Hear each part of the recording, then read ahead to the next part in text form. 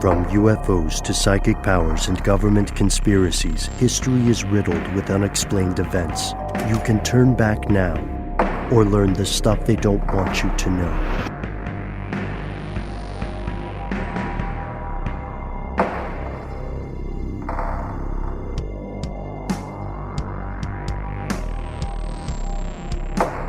Hello and welcome back to the show. My name is Noel.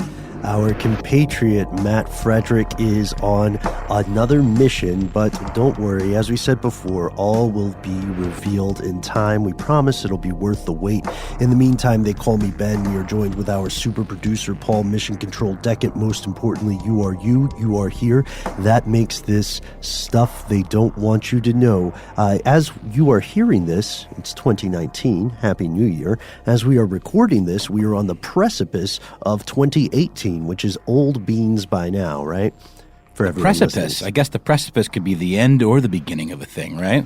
Sure, We're yeah. sort of in that gray area. The liminal space. That's the one I was trying to get you. Yes, yes. Ben, for the purposes of this episode, can I give Paul a slightly different nickname? Sure, please do. Paul the Nature Boy Decant.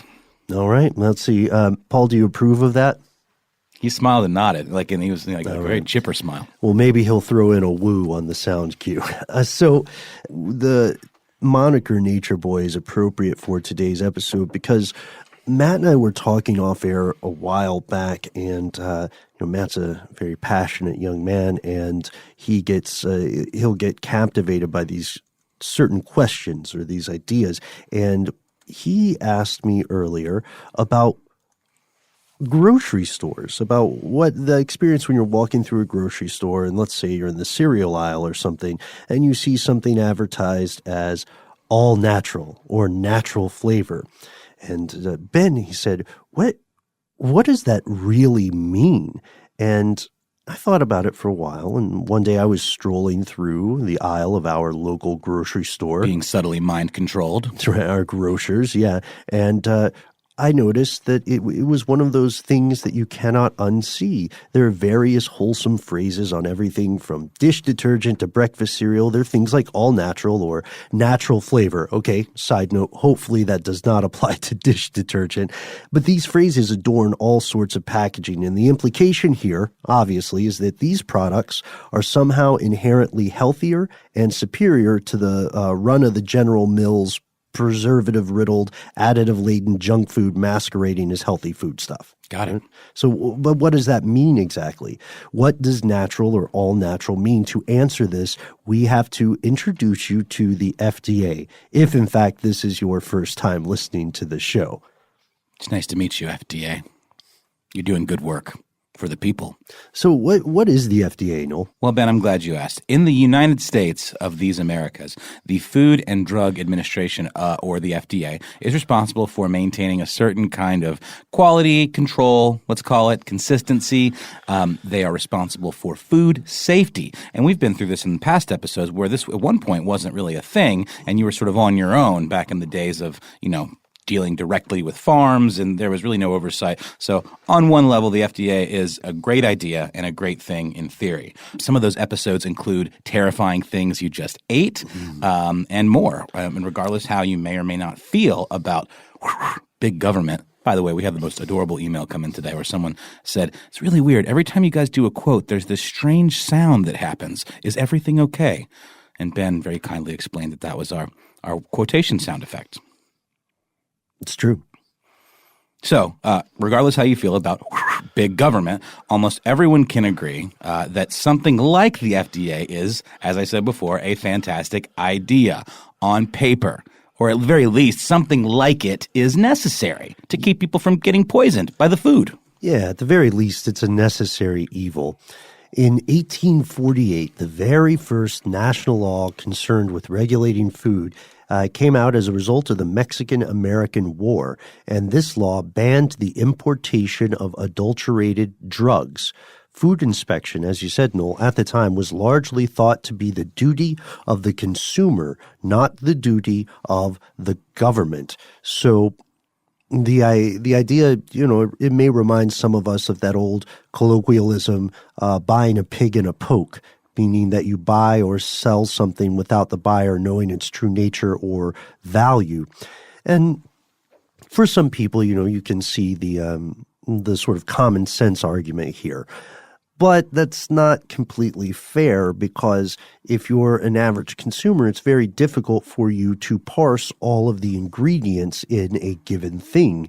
And this meant that in many cases, consumers were exposed to unsafe additives, counterfeit ingredients, or deceptive packaging. And deceptive packaging still happens today. You may have noticed over the years, if you are in your, let's say, even your late 20s, you may have noticed that some boxes of certain products have gotten smaller, or the bags within the boxes have gotten smaller. The price stayed the same, but you get less per ounce, or in some cases, the circumference of straws narrowed in fast food places, or the bottom of cylindrical containers was raised up, indented, so that you are buying something that looks to be the same size but is not. Or possibly even the cup tapers a little bit or something like that, right? Absolutely. And this is a tale as old as American time, or a tale as old as food manufacturing time, but it used to run rampant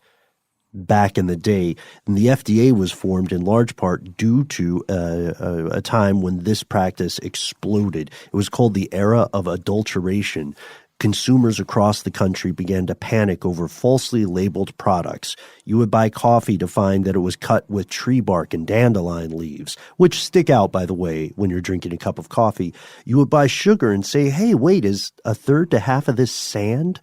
You would find margarine that pretended to be butter. And on another show that we do called Ridiculous History, available now wherever you find your favorite podcast, you can listen to, we have a couple of episodes concerning this, right? Yeah, one of them in particular that came to mind was the one about vitamin donuts and the idea of enriched flour. Mm-hmm. That's a very language-oriented one, which I think is what we're getting into with today's episode about natural flavorings as a buzzword. Or all natural, or 100% natural. All natural means nude. All right, yes, so check those out. The FDA came into effect through the Food, Drug, and Cosmetic Act, which was signed by Franklin Roosevelt on June 24th, 1938. Fast forward to today, here in this our modern age, 2018 as we record, 2019 as you listen.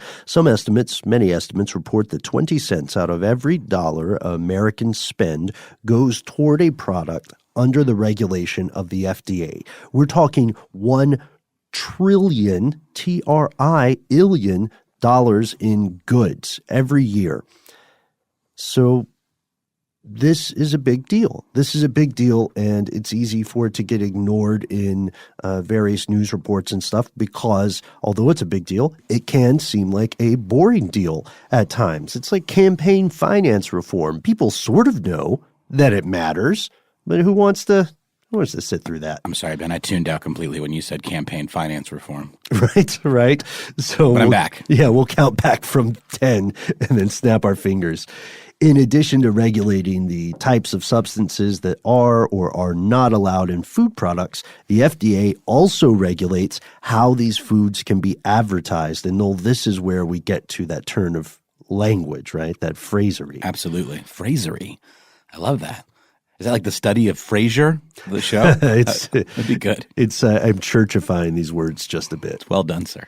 Well, thank you, man. But so what's the deal, Noel? What are we talking about here when we talk about the phrases approved or not approved by the FDA? As it turns out, even a simple, on the surface, very straightforward phrase or word like natural or all natural might not be entirely what they seem. So what exactly is it that these manufacturers don't want you to know? We'll tell you after a word from our sponsor.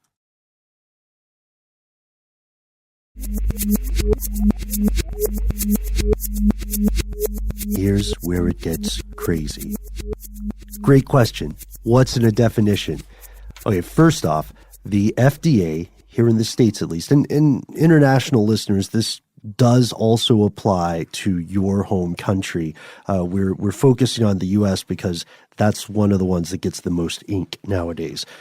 First off, the FDA has spent a long, long time completely ignoring this issue or trying to matrix dodge it, a la Neo in the trilogy. In the early 1990s, the agency started working on a formal definition of the claim, of the phrase natural, all natural, 100% natural, all that slow jazz, but they backed off on account of what they called resource limitations and other agency priorities. Instead of a binding regulation, thou shalt or thou shalt not, they released an advisory opinion saying that natural foods are those that lack, quote, artificial or synthetic additives. The agency kicked the can down the road again, kicked the soup can, I guess, down the road again in 2007 in the middle of this furor and this huge debate over whether high fructose corn syrup was an artificial product or just another natural form of sugar. A representative for the FDA said, "We're not sure how high of an issue this is for consumers." As in, we don't think they care, therefore we shouldn't worry about it? Kind of. They were putting it on the consumers. Right, which isn't that kind of not what they're supposed to do? It's Are similar. they supposed to look out for the consumers? Right. It's similar to when Comcast started putting in data caps for all these internet users. And they said, we talk to consumers and they want more options, none of which are, normal internet usage. That's right. And, high fructose corn syrup does come from corn, right? That's true. And corn does grow in the ground. That's also true. Therefore, what makes natural? That's the question here. That's I want to know. I don't know. It's a prescient question, yeah. And the high fructose corn syrup was something that was a subject of multiple debates here and multiple class action lawsuits as well. Snapple faced a lawsuit over high fructose corn syrup in 2010, and the FDA had another chance to tackle this issue, but they failed to offer any guidance to the courts. And they said consumers could read the ingredients off a package and decide for themselves whether those ingredients were natural. So again, despite the fact that the FDA was made to protect consumers from this sort of lack of clarity in food products, we went back to, pre-1906, pre-1938 rules, and consumers were thought to be responsible for the oversight. They were buying the pigs in the poke. But despite the fact that they refused to make any lasting substantive judgment of this, the FDA does have a definition of natural. It's pretty weird. Do you want to do the honors, Noel? Oh, why not? Here it is, straight from the agency's horse mouth. The essential oil, oleoeracin, hope I'm doing that justice, essence or extraction, protein, hydrolysate, distillate, or any product of roasting, heating, or enzymolysis, which contains the flavoring constituents derived from a spice, fruit juice, vegetable, or vegetable juice, edible yeast, herb, bark, bud, root, leaf, or similar plant material, meat, seafood, poultry, eggs, dairy products, or fermentation products thereof. It's very mellifluous, kind of musical cadence here, whose significant function in food is flavoring rather than nutritional. Huh. So other than sounding like the beginning of a freestyle or the prelude to an argument about campaign finance reform, this seems to be a pretty loosey-goosey open definition. The concept here is that if it was derived from a food, a thing that people would eat, and it's added to something to give it some sort of flavor profile, rather than, a vitamin extracted added to a donut to make it ostensibly more nutritious, if it's primarily used from flavoring and it satisfies any of those above listed origins, then it qualifies as natural. And any other added flavor, stuff that does not fit this definition, would therefore be, by default, artificial. Side note, though, any monosodium glutamate, aka MSG, aka amazing flavor, Dust, there we go. Any MSG that's used to flavor foods has to be declared on the label as such. Both artificial and natural flavors are made by these people called flavorists in laboratories by blending either natural chemicals or synthetic chemicals to create different flavor profiles. But it gets pretty tricky pretty quickly because foods that should be vegetarian can include flavors that are derived from animals, and foods can have flavors that outwardly have nothing to do with the food involved. So one example of this incongruity would be wine that includes traces of egg or fish. Doesn't sound particularly appetizing, but qualifies as natural or all natural. Interesting. What about gelatin? Don't they advertise gelatin as being like vegan or vegetarian? Sometimes, yeah, it will be because gelatin in the past was made from boiling hooves of animals. But isn't it still made from pig skins in some way? In a lot of ways, yeah. It depends on which kind you buy, right? That's fair. There are a few reasons that extra flavors might be added to foods. You can add it to replace a flavor that is removed during food processing or pasteurization. Like orange juice, for instance, often will have added flavor agents. They also can help food taste fresh, even when it is very much not fresh. Again, see orange juice.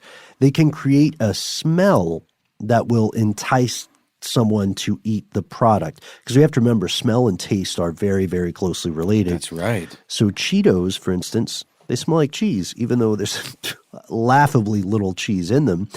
And added flavors can create a more concentrated, short-lived flavor that gets addictive and leaves you wanting more, like chewing gum. One of the worst examples of this would be zebra stripe gum. Do you remember that stuff? The fruit stripe gum. Yeah, fruit stripe. With the zebra on it. That was their guy. Yeah, the name was fruit stripe. That's right. I remember. That stuff very lasted, weird one. Yeah, that stuff lasted for maybe like 45 seconds to a minute. That's right. And that one did an interesting thing that some breakfast cereals do too, where it purports to have it's like all the flavors because it's got the stripes, but it's really just a single flavor, like Fruit Loops, for example. I recently discovered that apparently all the Fruit Loop colors taste the same. That's true. But because they look different and they're called different things in the marketing materials, your brain kind of fills in the gaps and makes it like this one tastes more blue. Right. Hence like blueberries or whatever. But it's all a elaborate ruse. And this also helps explain how you will find – it's very common in a lot of flavored or fruit-inspired beverages where the color is the flavor, like Arctic blue. Exactly. What kind of fruit is that? It tastes like ice, which is flavorless, unless there's something wrong with the ice. Or I've never had Mountain Dew, but Mountain Dew Code Red. Code Red. Is that a flavor? Yeah, I mean, it tastes like. That's really funny you should say that, actually. I kind of remember back in the day when that came out, people would be trying to put their finger on what it tastes like, and I remember hearing people say, it just tastes red. Right? It kind of is like Hawaiian Punch. Okay, that makes sense. So there's another take on this. We would be remiss if we didn't put in a positive spin here. A guy named Gary Renicius, a professor in the Department of Food Science and Nutrition at the University of Minnesota, says that the distinction between natural and artificial flavorings is more based on the source or the provenance of chemicals that are identical. In fact, he says artificial flavorings may be superior because they're simpler in composition. They're potentially safer because the only way they're made is in a lab with components that have already been tested for safety. And this also includes the factor of cost. So do you remember there was a long time ago, there was a Sean Connery film called The Medicine Man or something like that. Oh, sure. And in The Medicine Man, Sean Connery goes deep into the heart of the Amazon to try to find naturally occurring things that can later be used as medicinal cures or treatments for various untreatable conditions. Flavorists do this. They go out in the wild and they try to find something that has this particular sweet profile or this unique, umami to it or whatever. And that can be expensive because you're sending people out into often very remote areas. So you have to have a manufacturer go to great lengths to identify, find, and then process a naturally occurring chemical. And this natural chemical can be identical to the version made in an organic chemist laboratory, but it's much more expensive to find the natural stuff versus the synthetic stuff. So that's one point in favor of, I almost said in favor of artificial flavoring. But the conundrum quickly becomes more complex. And we'll tell you how much more complex and bedeviling this can become after a brief word from our sponsor, who, man, I hope is Monsanto. Or maybe fruit stripe gum. Maybe fruit stripe gum. We should write to them.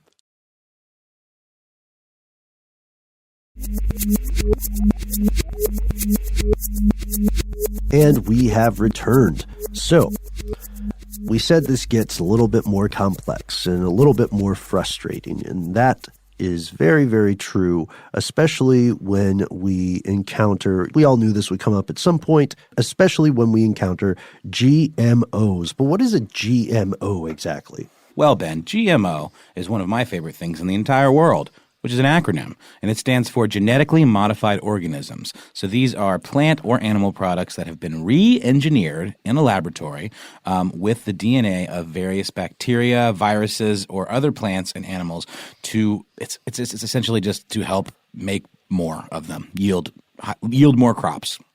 Right. Okay, that makes sense. Make them more likely to survive pests and pesticides. Yeah, hardier. Yeah. Fortified. There we go, like a donut. And this has been a pretty controversial thing for a lot of people who are concerned about the possibilities for long-term health effects, and then also the possibilities for corporate corruption. One of the big accusations that we heard when GMOs first hit the scene here in the States, or I should say first hit the airwaves, was the idea that large agricultural monopolies would breed certain seeds to be terminating lines, meaning that you could buy seeds enough for a season to make a seasonal crop, but those crops would be genetically modified to not produce more seeds. So then you would always have to go back to this company and buy seeds again each time you were growing something to harvest. And then, of course, the other thing being that they would say there were not longitudinal studies. We don't know how this will affect our children, our children's children, and so on. About 90% of the corn, cotton, soybeans, and sugar beets that are grown here in the U.S. are in some way genetically altered. They're most often used in highly processed foods, crackers, cookies, cereals. But the question here is about their nature.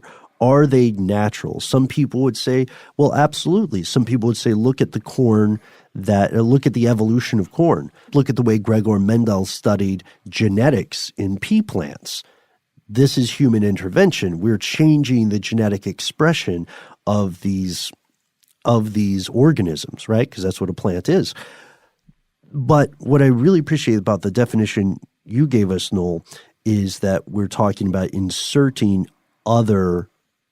DNA from other organisms in here. We're not just evolving something, right? That's the primary objection. And that's why people start to debate not even whether or not GMOs are healthy. And right now there's not really any compelling evidence that they're terrible for you, but they're debating whether or not these things are natural. And there have been multiple class action lawsuits concerning this that originate in your local grocery store. Do you remember, Ben? Pepperidge Farm remembers. Pepperidge Farm remembers everything. I bet they remember 2012 especially. They sure do, because that's when a Colorado woman sued the pants off of these Pepperidge farmers, calling into question the naturalness of their goldfish crackers. You know the goldfish tagline is? What's the goldfish tagline? It's the snack that smiles back, which I find morbid because it smiles back and then you immediately eat its face. It's kind of like the Piggly Wiggly mascot. That always really bothered me because that thing is a monster to pigs. Oh, it really is, because it's a butcher, right? Right. It's a butcher. It's got a knife. In its older incarnations, it's straight up holding a knife. That's right. It reminds me of this painting I think you've seen, Ben, at a local breakfast joint called Homegrown. That's like a painting of a pig sort of dissecting its own midsection. I think it's obviously a nod to the Piggly Wiggly mascot. But yeah, so Pepperidge Farm got sued by a Colorado woman claiming that they were in the wrong in saying that their goldfish snack crackers were natural. Right, because the soybean oil used in the snacks is made from a genetically modified crop. And since those crops, quote, contain genes and or DNA that would not normally be in them, she concluded that goldfish are thus unnatural. And this is one that we want to take to the streets of the internet. What do you all think, fellow conspiracy realists? Do you think that this means these goldfish should not be sold as natural or all natural? In California, there was something called Proposition 37, that would have enshrined this sort of labeling into law. But like the lawsuit, it didn't really go anywhere. The idea with Prop 37 was that all foods that contained what we would define as GMOs had to be labeled as such. And we got a lot of feedback on this a few years ago because we heard from a lot of folks on both sides. Some people saying, well, there's no evidence that GMOs are bad for you, therefore it's alarmist to have these labeling things occur. But then a lot of people argued, well, if there's no evidence that you're bad for you, then what's wrong with being transparent about it? I tend to fall more on the latter side. Let people know. Well, it's interesting, too, this conversation in general, especially given some of the things that are happening with gene editing and CRISPR and this kind of, rogue research, I guess, that's being done by this Chinese scientist in editing the DNA of twin girls. Were they twins or were they just sisters? They were twins. Yeah, twin girls to be resistant or immune to the HIV virus. And it's one of these things that we've been talking about. The debate here and the question is not whether the research itself is inherently harmful. Like, sure, make more crops. That's great. Let's have a hardier corn or whatever. Sure. But it's the long-term stuff that we can't really figure out instantly, even in a study, right? That's true. The idea of the longitudinal problem, right? Something that might be excellent. No, of course, it's very difficult to compare human experimentation and plant experimentation, but the concern holds, and it's a valid concern. Is there something that we would alter in such a way that it appears enormously beneficial for 1 to 2 generations, and then much later down the line, 4 to 5 generations, 10 to 12 generations, it turns out that we have painted ourselves into some horrific evolutionary corner? Possibly. I'm not going to say probably, but possibly.